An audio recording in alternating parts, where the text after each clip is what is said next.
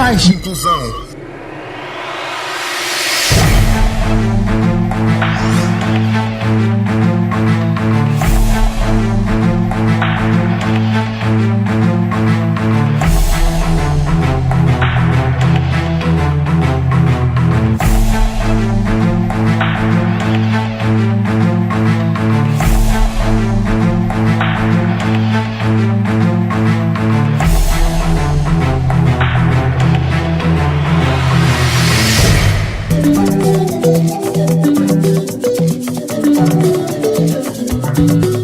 Saudações, amigo ouvinte. Está no ar o programa das rádios comunitárias Mais Inclusão. 3 anos da sua existência, do Rovuma ao Maputo, do Zumbo ao Índico, procurando contar histórias que visam mudar a consciência da sociedade moçambicana em relação aos direitos das pessoas com deficiência. Está na vossa companhia Abdurrahman Ibrahim, na edição e apresentação. Votos de ótima escuta. Mais Inclusão conta com o apoio à produção da Motopuis Rubi Mening Limitada e da TV Surdo. Amigo ouvinte, nesta edição do seu programa das rádios comunitárias, com mais de 60 rádios, vamos à grande reportagem com a jornalista Mariam Bibi, que vai narrar a história de sucesso de Bernardo Assino, que vive na cidade de Maputo. Boa escuta. Mais inclusão.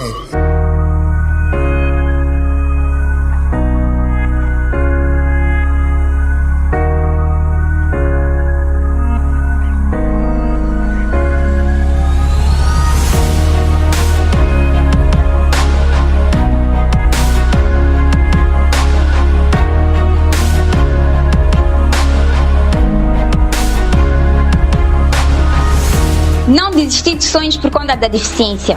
Batista Fino é exemplo de superação. Saudações, amigo ouvinte. Bem-vindo a mais uma edição do programa Deficiência em Moçambique. Conhece o percurso acadêmico do Batista Fino, da província de Sofala, distrito de Mar Romeu, que encontra-se atualmente na cidade de Maputo, a frequentar o 3º ano do curso de Filosofia na Universidade Eduardo Mondlane, um jovem com deficiência visual. Esta entrevista será conduzida por mim, Mariam Bibi. Batista, obrigada por ter aceito a entrevista. Fale-nos de sua infância, como adquiriu a deficiência. Saudações aos ouvintes, em especial à senhora jornalista. É uma entrevista muito especial, não é? Bom, eu adquiri a deficiência visual quando criança. Adquiri a deficiência por causa mesmo de conjuntivite, uma doença que na verdade assola muita gente, né? E eu também acabei sendo assolada por ela e tive um tratamento não adequado na altura. Como é que isso foi? Os meus pais me levaram para o hospital, só que era necessário que eu viajasse. Isso era no distrito de Mar Romeu, era o Hospital Distrital de Mar Romeu, então eu tinha que viajar para o Hospital Central. Então, os meus pais não concordaram com aquilo que foi a recomendação dos profissionais de saúde e eles abandonaram o hospital, fugiram, em outras palavras. Na altura confiavam em medicamentos tradicionais. Ora, não é de todo o mal que eles fizeram essa decisão. Na altura também tinham um problema de conhecimento da matéria, né? Hospitalar. Eles tinham medo, na verdade, de ter uma operação que talvez me levaria à morte, coisas como essas. Então foi por isso que eles acabaram abandonando o hospital. Então, foi desse jeito como adquiri a deficiência. Como? É que quando saio de lá, do hospital distrital, a doença acabou piorando. Aí já nem dava já para voltar. Então, mais tarde, até acabaram indo para o hospital, mas já tinha passado o tempo que poderia ser possível resolver esta doença, que acabou, então, culminando na cegueira. E onde aprendeu o braille, que é a gráfica usada por pessoas com deficiência visual? Eu aprendi o braille na instituição dos deficientes visuais na Beira, denominada Instituto de Deficientes Visuais da Beira. Então foi lá onde eu aprendi a grafia braille. E como estudante, quais são os desafios que tem enfrentado no processo de ensino e aprendizagem como deficiente visual? Essa pergunta, eu acho ela sempre muito interessante. Uma pergunta que agrada responder, por outro lado, dá aquela amargura, não é? É uma pergunta interessante, mas muito interessante. A amargura não está na própria pergunta, mas na situação em si. porque isso leva àquilo que acabamos denominando como inclusão, por aí, enfim.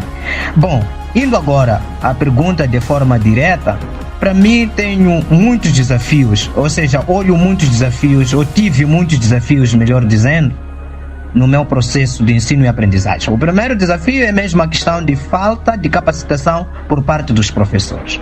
O segundo desafio seria que eu iria elencar falta de materiais didáticos, né? Por exemplo, quando eu entrei na 8ª classe, tive muitos problemas, como por exemplo estudar o inglês. O professor não sabia o que fazer. Às vezes nem eles mesmos sabiam como me avaliar. Eu até tinha que, de certa forma, ouvir o que os outros faziam para eu dizer: docente, me avalia dessa forma. Então isso aí já é pior, né? Aqui já estou a tocar nessas duas questões. Falta de capacitação, mas também ao mesmo tempo estou a tocar a questão que tem a ver mesmo com falta de materiais. Na falta de materiais didáticos, estamos a falar, por exemplo, na questão de inglês, como aprender, que livros eu podia ler. Por exemplo, que materiais? Será que havia materiais braille? Não. Então, em várias disciplinas não tinha lá materiais em braille. Então, isso era muito difícil para poder estudar. E o outro desafio que eu olho como um grande desafio foi quando eu estava quase a entrar na Universidade Eduardo Mondlane. Aquele processo de exames de admissão, aquele processo, sim, foi um dos processos que, diga-se de passagem, se me permitir, me irritou. Por quê? Me irritou. Por quê? Porque, primeiro, eu não tinha, como já havia dito, materiais suficientes para poder estudar. Tudo estava no formato físico. Não tinha muita coisa no formato eletrônico. Para mim foi muito difícil. E aliás, mesmo tendo no eletrônico, eu não tinha computador na altura para poder me preparar. Onde que eu constatei ainda mais o pior? É que, quando vamos a fazer os exames, eu fui em pé de igualdade com uma outra pessoa que tinha até condições, não é, para poder ler. E como se não bastasse, ao resolver exames, eu dependia de alguém para poder meditar. Essa ideia de alguém meditar e eu responder funciona melhor quando eu não conheço uma maneira de escrever. Porque para quem sabe escrever, ser ditado e responder, às vezes isso é muito difícil. E olha só, a questão da paciência da pessoa para fazer aquilo, isso torna-se muito desafiante e tinha que correr naquela pressão para poder conseguir resolver o exame o mais rápido possível. Então isso para mim foi algo muito desafiante. Mesmo aqui na faculdade, também é desafiador estar perante docentes que também não dominam, não é? Não sabem como lidar com a pessoa com deficiência. Então isso é o que eu poderia elencar como desafios. E talvez como proposta, eu acho que quanto aos exames, era muito importante que houvesse várias metodologias para poder examinar a pessoa com deficiência. Eu não critico de todo o mal, né, a ideia de examinar oralmente, mas também essa pode servir para aqueles que, por exemplo, estudaram só oralmente na altura, né, no momento em que eles fizeram, por exemplo, o seu curso.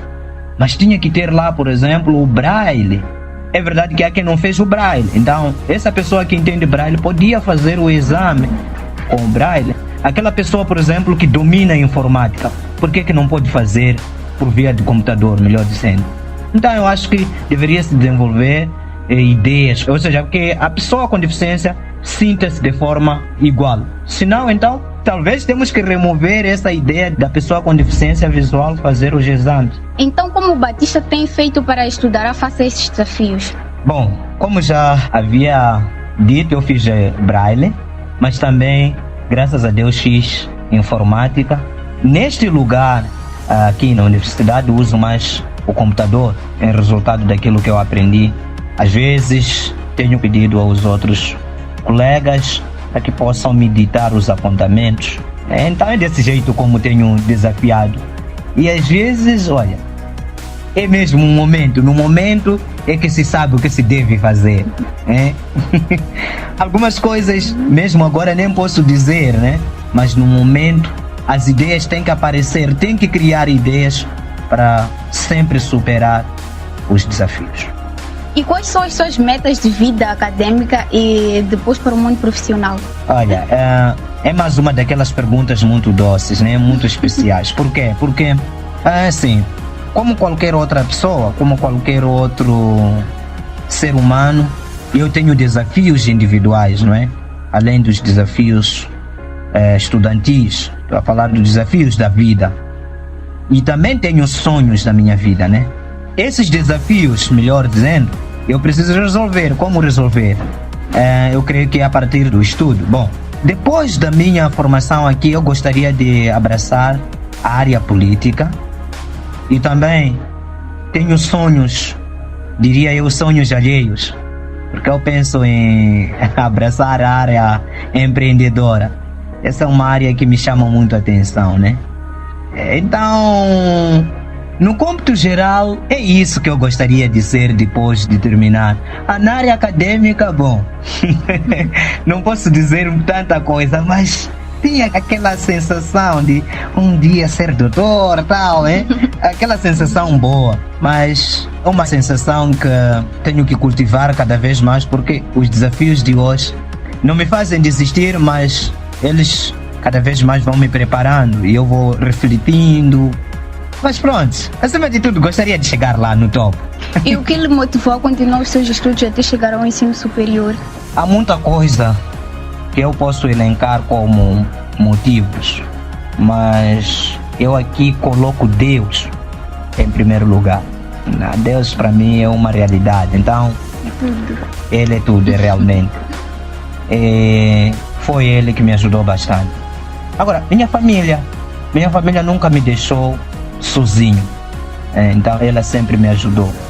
Eu quero aqui destacar duas figuras muito importantes na minha vida. Na primeira fase, há um pastor chamado Pastor Elias, melhor dizendo, de Brasil, que foi muito útil para eu poder conseguir estudar. Mas já agora há um senhor chamado João Vembani. Tem sido uma pessoa muito abençoada, muito especial para mim, né? Essas pessoas todas têm sido muito especiais. Olha, não deixaria aqui de citar minha mãe, não porque esteja em último lugar. Minha mãe já colocava lá quando eu disse família. Minha mãe, meu pai, esses tiveram um papel muito importante. Então o Batista sempre contou com o apoio familiar? Minha família sempre esteve do meu lado, como já havia dito. Sabem, só para trazer alguns exemplos. Minha mãe, quando fui recomendado, por exemplo, para estudar na Beira, ela é que estava lá comigo. Foi ela que me levou de Maromeu para Beira para poder conseguir estudar já em 2009. Ela sempre esteve presente. Não vou aqui retirar o papel do meu pai. Meu pai conseguia me levar de casa, estou a falar de Tambara nesse caso, onde agora moro, até Caia de bicicleta, uma distância de mais ou menos 600 a 700 por aí quilômetros, 750 quilômetros de bicicleta, isto, para poder conseguir apanhar comboio em Caia e poder me levar para Beira para poder estudar. Então, ele sacrificou muito. Minha mãe, aquela senhora, eu não tenho palavras para ela. Então toda a minha família tem sido uma grande bênção, tem me ajudado bastante. E sendo que este não é o curso dos sonhos, o que lhe motivou a seguir filosofia? Essa pergunta é muito interessante por causa de uma coisa. É que me lembro logo dos passos que acabei seguindo quando entrei aqui para tentar sair da filosofia. Mas a filosofia não foi um acidente, não pode se tomar como um acidente. A filosofia é um curso muito especial, uma vez que o mundo é dominado pelas ideias, então as ideias são importantes. Eu sempre olhei de forma especial, indo à pergunta, não é? Olhei sempre de forma especial a filosofia. Embora não tenha sido aquele curso que queimava no meu coração, mas a filosofia sempre foi especial. E foi isso que acabou me motivando ainda a ficar na filosofia. E já agora até porque vejo muita especialidade nesse curso de filosofia. O meu curso dos sonhos foi sempre jornalismo, né? Jornalismo eu me apaixonei. Talvez também porque, enfim, já tive muito contato com a área de comunicação. E o que o Batista gosta mais de fazer nos seus tempos livres? Eu gosto de conversar, gosto também de cantar, gosto de escrever, faço poesias. Das várias coisas eu cito essas. As outras coisas acontecem assim por acaso, mas vivem em mim. E como técnico de comunicação social, que lembranças carrega do programa Visão Próspera de onde fez parte? A primeira lembrança seria o próprio desejo de não conseguir sair da área de comunicação. Esse desejo ficou firme em mim e eu não só gosto de fazer algo que tem a ver com a área de comunicação, mas também gosto de ouvir. Eu amo esta área. Eu acho que essa é a primeira lembrança. A segunda lembrança talvez não tenha muito a ver com a própria área de comunicação. Tem a ver também com o programa que eu fiz enquanto técnico desta área. Então eu aprendi muito, aprendi a lidar com pessoas, aprendi a saber lidar com as diferenças. Acho que é isso. E para além de estudante, o que o Batista faz atualmente? Até quando se coloca esse tipo de questão, eu fico sem pensar o que responder. Porque eu faço muitas coisas às vezes ao mesmo tempo. Há dias estava a vender, por exemplo, material do escritório. Por algumas razões acabei cessando este negócio. Então, agora estou a idealizar a questão de restauração, que é o meu sonho também na área empresarial. Também gosto muito.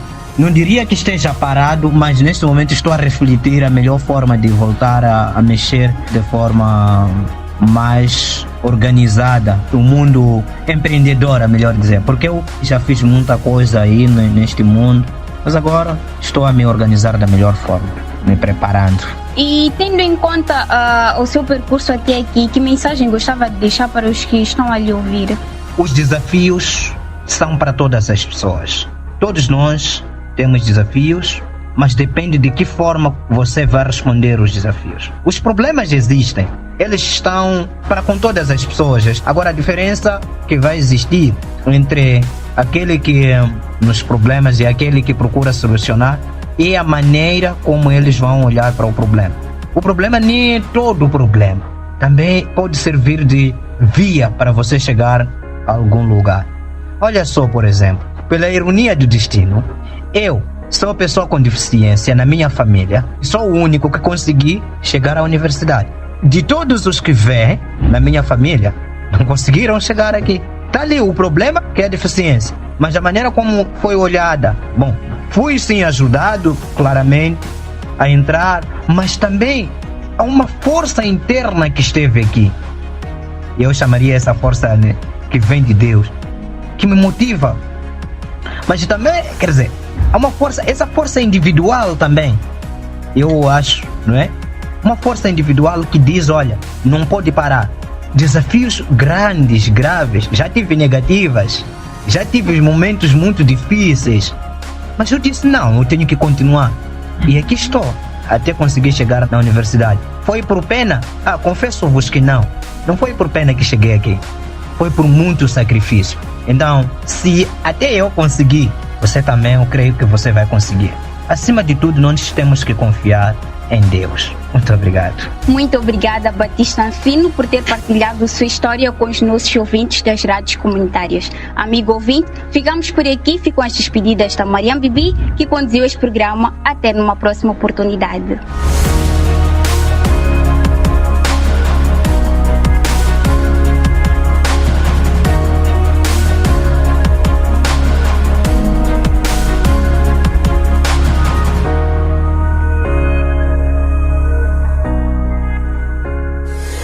Mais inclusão.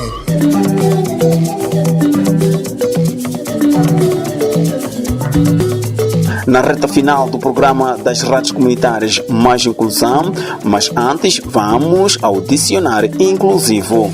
Dicionário inclusivo.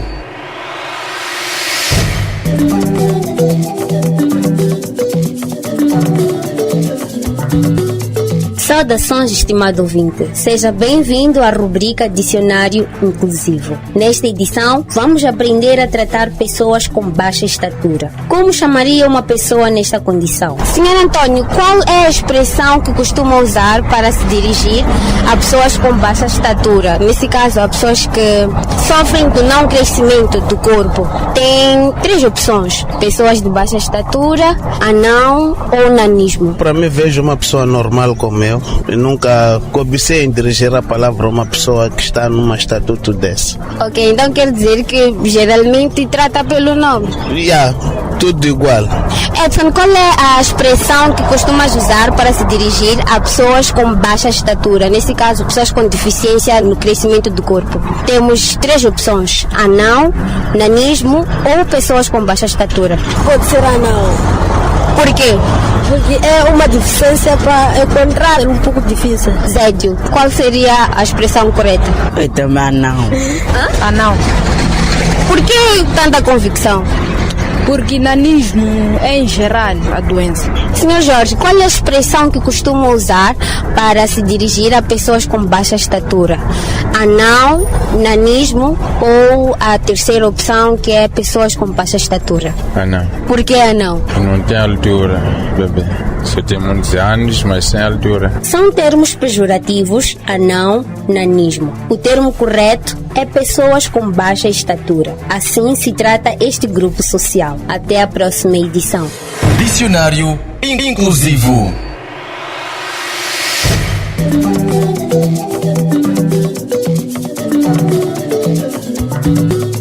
Estimado ouvinte, pode acompanhar esta e mais notícias nas nossas redes sociais, o Facebook e YouTube, onde pode nos seguir. Para tal, escreva Mais Inclusão e faça a subscrição e ajuda-nos a crescer. Nos momentos finais do programa radiofônico Mais Inclusão, esteve na vossa companhia Abdurrahman Ibrahim na edição e apresentação. Continuação de Bom Ramadã para todos os muçulmanos. Mais Inclusão contou com apoio à produção da Motopoês Rubi, Mining Limitada e da TV Surdo. 3 anos comunicando pela inclusão da pessoa com deficiência. Até numa próxima oportunidade.